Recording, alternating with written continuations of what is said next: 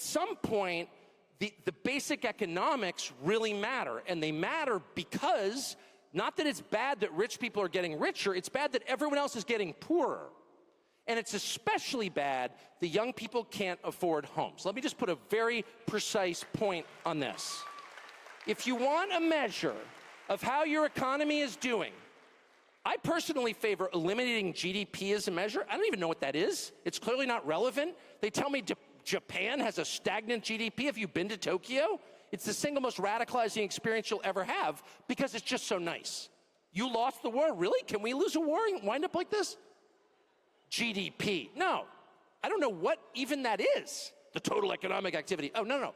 My measure is really simple. I got a bunch of kids. Can they afford houses with full-time jobs at like 27, 28? And the answer is no way. And the answer is that 35-year-olds with really good jobs can't afford a house unless they stretch and go deep into debt. And I just think that's a total disaster. That's a complete disaster. Why? 2 reasons.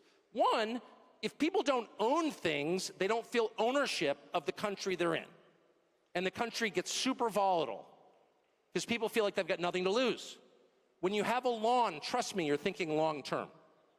Second, it's really hard to have a family without a house. It is. It's like super fun to live in an apartment if, there's like a bar downstairs, you're in a cool neighborhood. I'm in East Village, it's so cool. Try to have 3 kids. You're not going to have 3 kids there. You can't. Nobody wants to raise their kids in that neighborhood. Nobody wants to raise their kids in an apartment. People do it because they have to. Nobody wants to. People want a little house, not some McMansion, just a little normal house. That is the actual American dream. And that is what is totally unattainable for young people.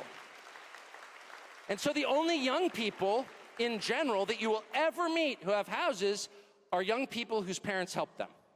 And God bless their parents. That's a perfectly great thing to do for your kids. But most people's parents can't afford to do that because they're already in debt from their pointless college degree.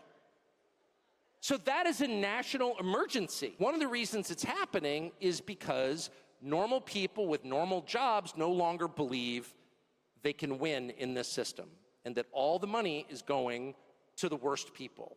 And no one even stops to ask, what the hell is going on? What I'm saying is that our leadership class should say something about it and should assign a moral value to it. And if you're getting rich by loaning money to people at incredibly high interest rates, that's something you're going to have to talk to God about. That is not good. That is not virtuous. That's disgusting.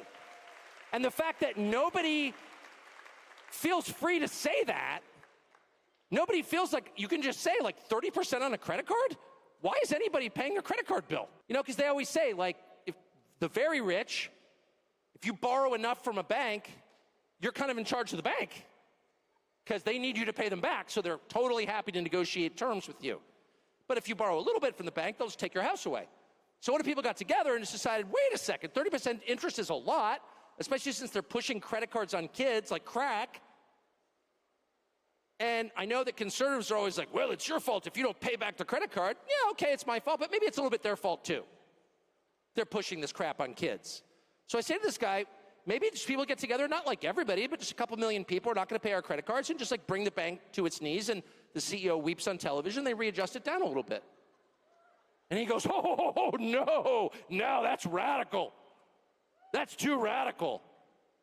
And I'm like, I don't think I'm very radical. I think I'm like very moderate, super moderate. I hate change. My parents got divorced. I hate change. I like things to be exactly the same every day. I'm not radical. What I am is very worried that if we don't do something really soon, we're going to wind up like New York City. That there's going to be actual radicalism. And that radicalism will take very unhelpful forms. And you're going to see race and ethnic hatred that's real. And that you're going to see people behaving in hard-to-control ways. I want to look around and see a better country. I want to see a country I recognize. I don't want to see people sleeping on the sidewalk. I don't want to see people ODing on drugs. I want to know where are those drugs coming from. Why can't you stop it? You've got the U.S. military. Don't you have SEAL Team 6? Like, what are they doing today? Don't you have Delta Force? You could give me another segment about how impressive the U.S. military is? I believe you. Why aren't they employed to make my country better? Why are my cities disgusting? I don't want to go there. It smells like weed and halal food. And you're lecturing me about how it's a great moral victory that I kicked the boys off the girls' soccer team? Good, I'm so glad. But let's do the real stuff, like making New York livable and create an economy where my kids can have kids. How about this? How about we just make the measure really super simple? Can my children have without the benefit of like the great luck I have had, can they have a roughly approximate life that I had?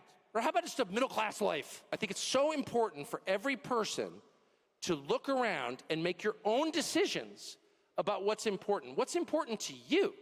What around you in your life? What do you see in your family, among your friends, in the town that you live in that's going wrong? Those are the biggest problems.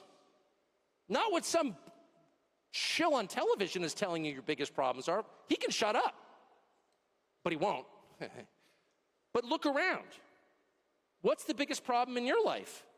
And if you're burdened by a car loan or some credit card payment you can never actually make, if you can't afford to make the full payment on your credit card 2 months in a row, that's a crisis, okay? That's a crisis. If you're in the hole to DraftKings to a point where you can't pay. No, I'm serious. These are huge problems, and most of them are money related. And if they're not solved, you're not getting married, and you're not having children, and you're not gonna have a happy, fulfilling life, period. And they tell you, oh, it's all about values. Yeah, okay, values. You can't afford a house? I don't care what your values are like. You're not having 4 kids in an apartment.